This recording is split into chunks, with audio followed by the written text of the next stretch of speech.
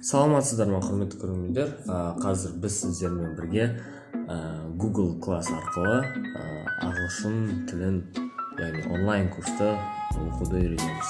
Ең алдымен бізге Google почтасы керек, яғни Gmail.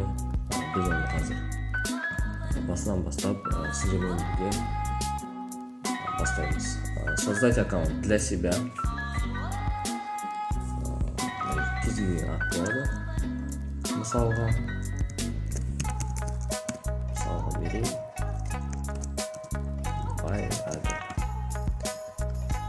Осы жерге, яғни сіздің почтаңыздың варианттары түседі. Қандай почта сізге келетін осындай. Бірақ сізге ұнамаса, сіз өзіңіз таңдай аласыз. Мысалға бұл ашық болып тұр.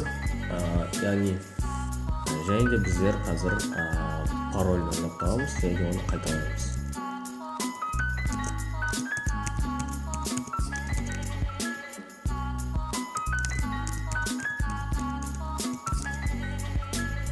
Далее біздер қазір осы жерге телефон номер жазамыз, яғни осы номерге код келеді. Осы код арқылы біз жұмысымызды жалғастыра аламыз.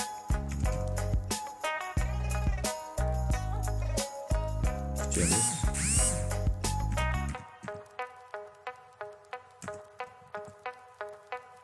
Подтвердить.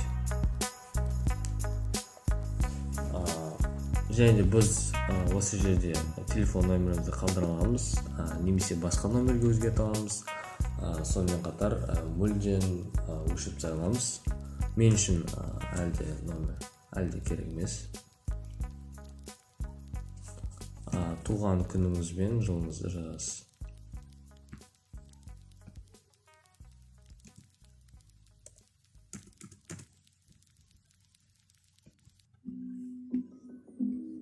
Далее, яғни осы жерде политика, конфиденциальности, принимаю.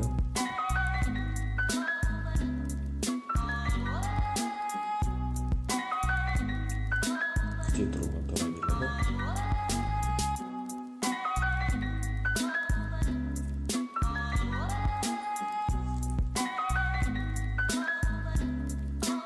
Құттықтаймыз. Біздің аккаунт ашылған болатын. Енді біз қазір Google Classroom'ға кіреміз. Google Classroom.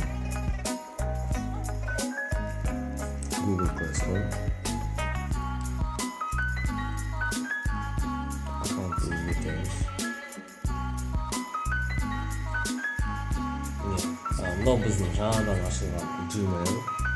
Мына жерде барлығы дұрыс. Продолжить басамыз. Және де осы жерде сізде ештеңе тұрмайды. Яғни сіздер осы батырманы басасыз. Яғни сіз осы жерде өзіңіздің курсыңызды аша аласыз, немесе болып жатқан курсқа тіркеле аласыз.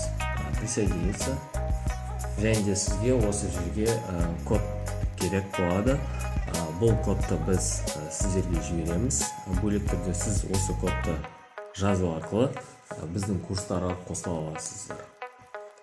Мысал келтірейін қазір. Басқа аккаунттан кірейін.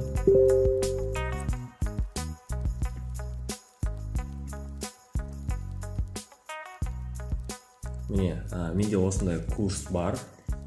Скотч маркетинг. Осы жерге басамын.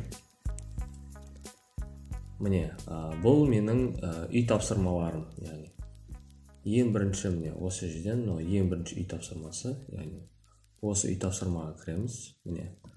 Бұл яғни тақырыбы. Комментарийге, яғни мұғалім қоса алады. Мысалы, осы жерде комментарийде бұл кеңес, бұл үй жұмысын қалай орындауға болады деген сияқты. Және де осы жерге ол үй жұмысын береді. Мысалы, составьте 3 цели по системе SMART. Осы жерге, яғни олар үй жұмысын жазады. Ал оны қалай тапсырамыз? Яғни біз осы жерге жаза аламыз. Міне мен осы жерге тапсырып қойған болатынмын.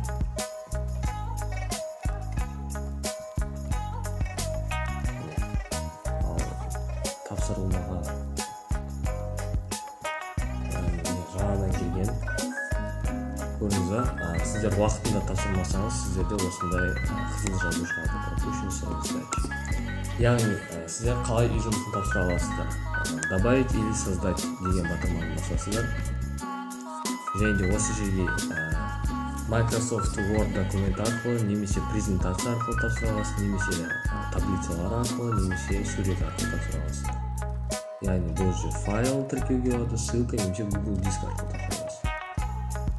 Яғни көбінесе осы жерге документы деп шертіп, документы деген батырманы басып, сізде жаңадан Google документ ашылады. Және де осыған басасыздар.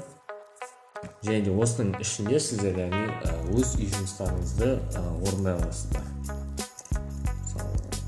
Homework.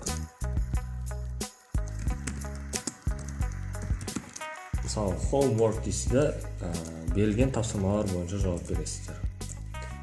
Және де осы жерде осындай батырма тұрады, сдать деген, соны басасыздар.